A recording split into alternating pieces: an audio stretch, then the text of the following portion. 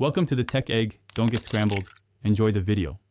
You'll begin by verifying requirements so the install doesn't fail.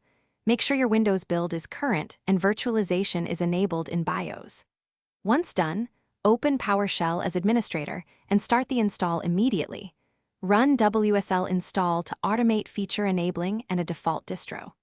If you prefer manual control, enable the virtual machine platform and Windows subsystem for Linux optional features now, then restart. This gets the kernel support and hypervisor in place so the distro can run reliably. Next, pick and install your Linux distribution. You can use WSL install Ubuntu or grab one from the store. Make sure WSL2 is the default because it provides full system call compatibility.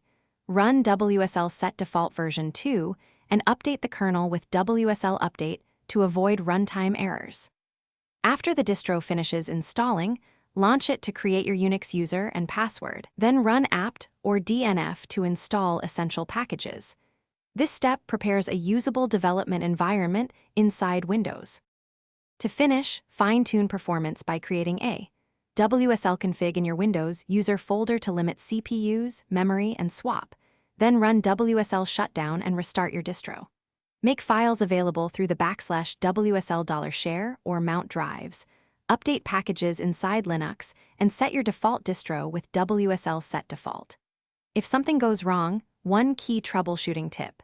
Ensure both optional features are enabled. Reboot, then run system file checks like sfc/scano before retrying WSL install to clear corrupted system state.